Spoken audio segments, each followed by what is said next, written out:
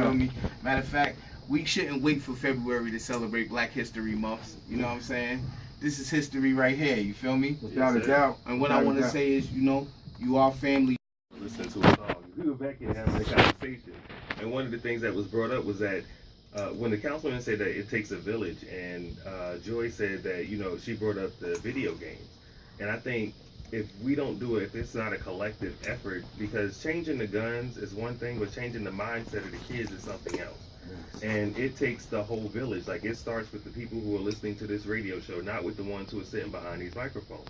We can do only so much from whatever our respective positions are, but it's you guys who have the children who have to take the initiative to make sure that your kids' mindset is different, and that they don't want to carry a gun into a school, that they don't want to carry a gun into a public park where they're...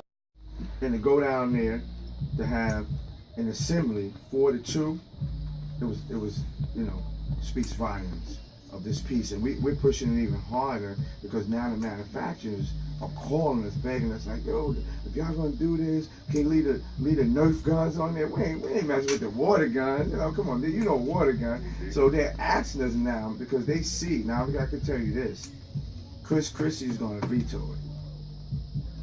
He's gonna do it, because he's on his way out. So we probably have to go back when it goes to the governor to present it, to get the new, probably Phil Murphy is probably be the new governor. To get We hoping.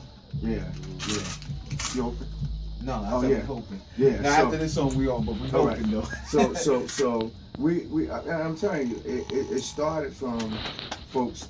It ain't gonna work. You ain't getting nothing out of this. I'm like, okay.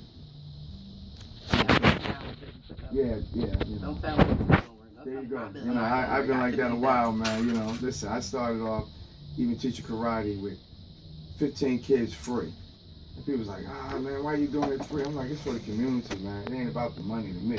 When we're doing the strong young ladies, man, to go out here and be productive, but also do the training. You know what I'm saying? Mm-hmm. Spirit, mind, and body. And a good friend of mine is like, you wasting your time. And we've been in business now close to 29 years, you know. And when I met this brother, he'll tell you, always in the community, I speak to everybody, man.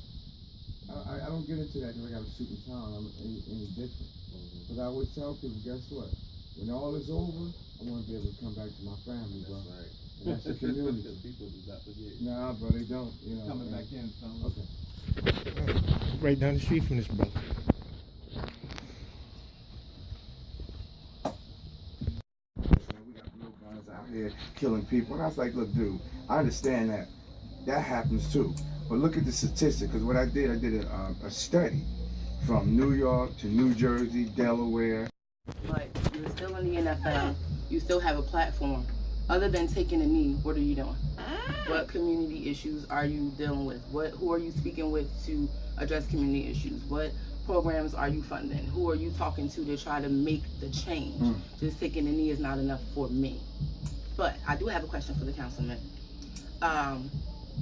I'm not sure how you feel about community relations in East Orange as it pertains to the people and the police, but historically I've known that people have said they don't like East Orange. They don't like the cops. It's, you know, the East Orange cops wilding.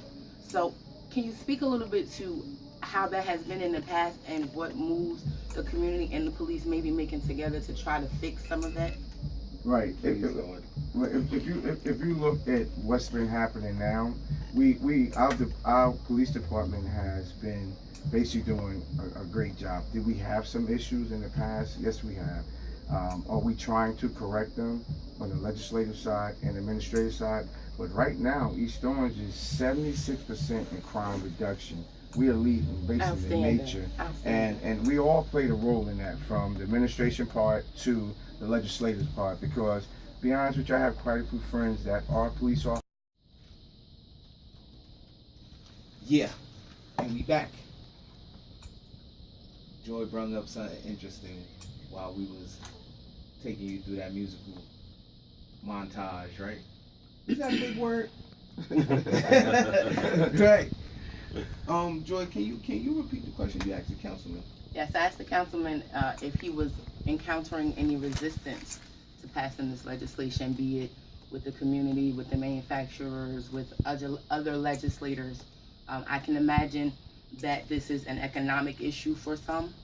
So I just wanted to, I asked the councilman if he had been encountering any resistance with this legislation. Without a doubt, you know, when you dig into somebody's pocket, boy, they get a little upset about messing with their money and messing with their transitions. But we had some little setbacks and some resistance, and more so on the state level. You know, when you go on the state level to the assembly, what we call law and public safety, on that level, that's when things start getting a little hectic, because when you go on that level, now folks who are in business start feeling that, oh, hold up, this guy is, you know, trying to really step on our toes with this piece of legislation, and we're bringing these toy guns as they look at it as a business, but we look at it as a health and safety hazard. So yeah, we got some resistance on it, but you know, listen, with any struggle, you got to do what you have to do, you know, if you believe in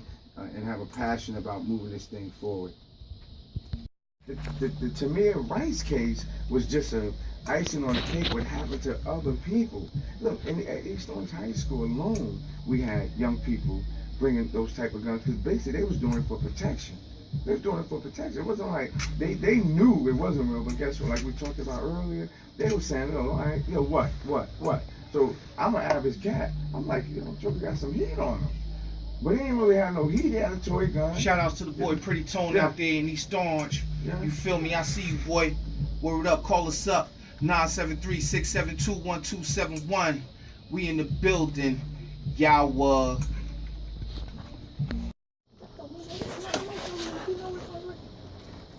I don't listen to my